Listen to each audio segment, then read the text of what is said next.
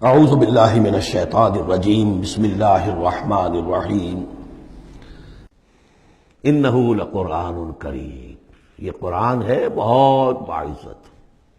تم نے کتنی قدر کی ہے اس قرآن کی، سوچو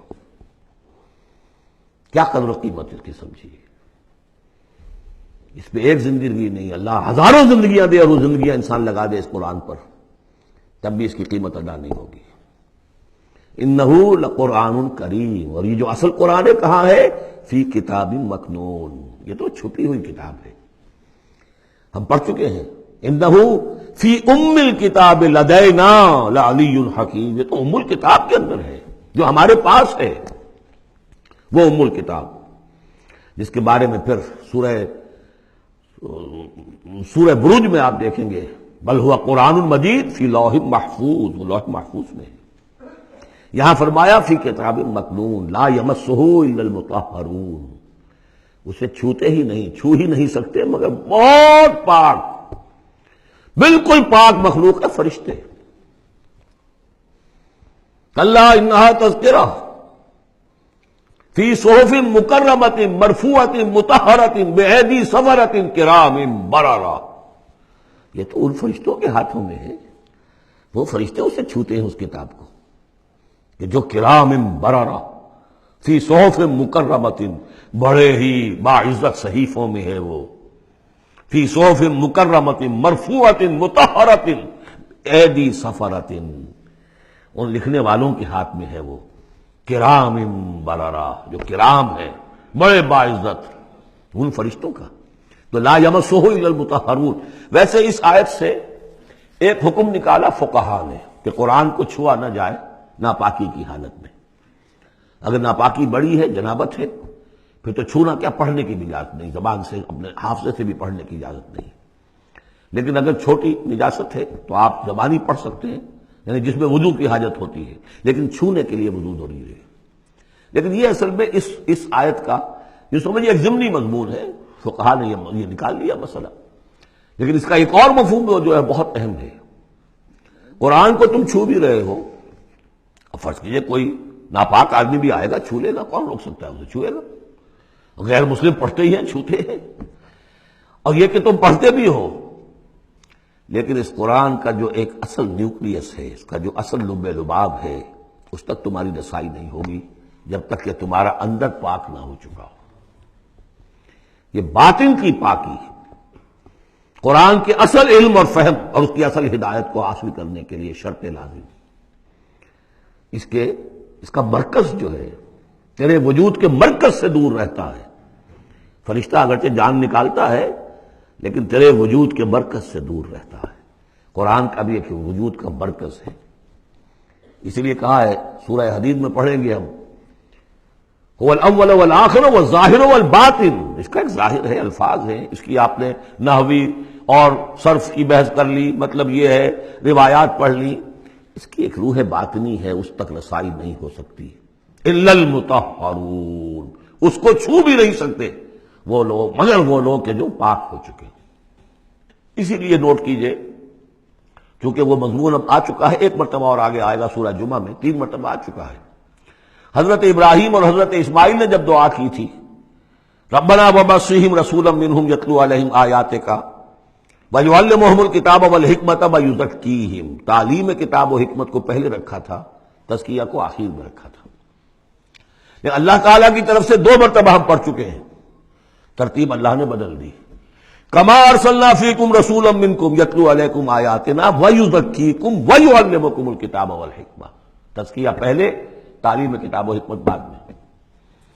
پھر سورہ آل عمران میں آیا، لقد من اللہ علی المؤمنین اذ بعث فیہم رسولا من انفسہم یتلو علیہم آیاتہ ویزکیہم ویعلمہم الکتاب والحکمہ۔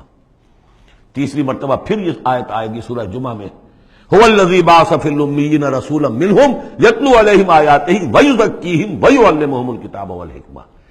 پہلے پاک کرو اندر سے، پھر اس کتاب کو سمجھو گے، ورنہ ہو سکتا ہے تفسیر لکھ دو لیکن تمہارا باطن اس سے جگمگائے گا نہیں، تمہاری اپنے اندر اس کا نور نہیں آئے گا۔ تفسیر لکھ دو، ہیں لکھنے والے، وہ تو غیر مسلموں نے ایسی ایسی تفسیریں لکھ دی، اس کے جو ہے ترجمے کیے ہیں پورے قرآن کے، اور بڑے بڑے اچھے عربی انہوں نے بڑی یوں سمجھیے کہ اس پر پوری طرح مہارت اور اس کا کنٹرول حاصل کر کے پھر کیے، ایسے نہیں کیے۔ لیکن یہ کہ قرآن کی روح، اس کے لیے تزکیہ باطن ضروری ہے، پہلے تزکیہ۔ اسی لیے وہ آیتیں بھی ذہن میں لے آئیے سورہ یونس کی، یا ایھا الناس قد جاءتکم موعظۃ من ربکم وشفاء لما فی الصدور وہدی ورحمۃ للمؤمنین۔ پہلے یہ سینے کے اندر جو روگ ہے، تکبر ہے، حب مال ہے، حب جاہ ہے، شہرت کی طلب ہے، اختیار اور اقتدار کی طلب ہے، یہ اگر اندر ہے، یہ خباثتیں بھری ہوئی ہیں، تو اس قرآن کا جو اصل فہم ہے وہ تم پر کبھی منکشف نہیں ہوگا۔ ڈکشنری سے دیکھ لو، پڑھ لو، اندر پاک کرو۔ فرمایا فلا اقسم بمواقع النجوم وانه لقسم لو تعلمون عظیم انه لقرآن کریم فی کتاب مکنون لا یمسہ الا المطہرون تنزیل من رب العالمین۔ اس کا اتارا جانا ہے رب العالمین کی جانب سے۔ افبہذا الحدیث انتم مدہنون، اس کتاب، اس چیز کے بارے میں تم مداہنت کر رہے ہو، کسل سے کام لے رہے ہو، اس کو سیکھنے کے لیے تیار نہیں، اس کو اپنے ذہن پر، قلب پر براہ راست اتارنے کے لیے عربی سیکھنے کو تیار نہیں۔ یہ تمہارا مداہنت کا معاملہ، سستی کا معاملہ، کسل کا معاملہ، اس قرآن کے بارے میں، اتنی عظیم نعمت کے بارے میں۔ افبہذا الحدیث انتم مدہنون وتجعلون رزقکم انکم تکذبون، تم نے اپنا نصیب یہ ٹھہرا لیا ہے کہ تم اس کو جھٹلا رہے ہو۔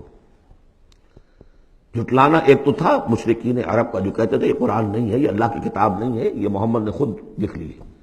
ایک جھٹلانا وہ ہے جو عمل سے ہم جھٹلا رہے ہیں، جس کی مثال سورہ جمعہ میں آئے گی، مثل الذین حملوا التوراۃ ثم لم يحملوها كمثل الحمار يحمل اسفارا، مثال ان کی کہ جو حامل تورات بنائے گئے تھے پھر انہوں نے اس کی ذمہ داریوں کو ادا نہ کیا، ان گدھوں کی سی ہے جن پر کتابوں کا بوجھ لدا ہو، جو اللہ کی کتاب کا حق ادا نہیں کرتے، پھر ان کی مثال ان گدھوں کی ہے۔ آپ مکالمات فلاطوں کی جلدیں اور انسائکلوپیڈیا برٹانیکا جو ہے پورا کا پورا لا کر کسی گدھے کے اوپر لاد دیجئے تو اس سے اسے کوئی فائدہ ہوگا؟ یحمل اسفارا کمثل الحمار یحمل اسفارا بئس مثل القوم الذین کذبوا بآیات اللہ، بری ہے مثال اس قوم کی جس نے اللہ کی آیات کو جھٹلایا ہے۔ حالانکہ یہودیوں نے تورات کو کہ انکار تو کبھی نہیں کیا، ابھی تک سینے سے لگائے ہوئے ہیں جیسی بھی کچھ ہے ان کے پاس۔ تو عملی تکذیب یہ ہے، ما آمن بالقرآن من استحل محارمہ، جس نے قرآن کی حرام کردہ کسی شے کو اپنے لیے حلال ٹھہرا لیا، اس کا قرآن پر کوئی ایمان نہیں۔ یہ تکذیب ہے حال سے، عمل سے، وہ تکذیب ہے قول سے۔ ہم قول سے تکذیب نہیں کر رہے، ہم کہتے ہیں اللہ کی کتاب ہے یہ۔ ہمارا عمل دیکھیں، کیا اس قرآن کو تم نے پڑھا، سمجھا، اس کے لیے زندگی کا کوئی وقت صرف کیا؟ معمولی کیریئرز کے لیے 20 25 سال کی تعلیمیں ہیں جو آج کل انسان حاصل کر رہے ہیں۔ یہاں سے MBBS کیا ہے، پھر کوئی FSMG کا امتحان دیا ہے، پھر امریکہ میں گئے، پھر امتحان دیا ہے، پھر وہاں پر ریزیڈنسی ہو رہی ہے، پھر معلوم اس کے بعد ہے، پھر وہاں سے جو ہے ڈپلومیٹ بننے کے لیے، اور جو وہاں پہ بنے ہوئے بورڈز، ان سے آدمی کی عمر ہو جاتی 35 برس 40 برس لگے ہوئے۔ اس لیے اس دنیا میں اچھی ذرا معاش اچھی ہو جائے گی، پیسے اچھے ہوں گے، اپنا سٹینڈرڈ آف لیونگ اونچا ہوتا ہے، اور کیا ہوگا؟ تو تم نے اس کتاب کے ساتھ تمہارا سلوک کیا ہے، یہ تکذیب حالی ہے۔ وَتَجْعَلُونَ رِزْقَكُمْ أَنَّكُمْ تُكَذِّبُونَ، وہاں مثبت انداز آیا تھا، الرحمن علم القرآن خلق الانسان علمہ البیان، اس میں مضمر کیا بات تھی؟ اپنی ساری صلاحیت، ذہانت ہے تو صرف کرو اسے سمجھنے پر، اور اگر اللہ تعالیٰ نے کوئی طلاقت لسانی دی ہے تو صرف کرو اسے بیان کرنے پر، یہ اس کا مصرف ہے۔ اور یہاں جو یہ نہیں کرتے ان کے اوپر یہ گرفت ہے۔ افبہذا الحدیث انتم مدہنون وتجعلون رزقکم انکم تکذبون۔ صدق اللہ العظیم۔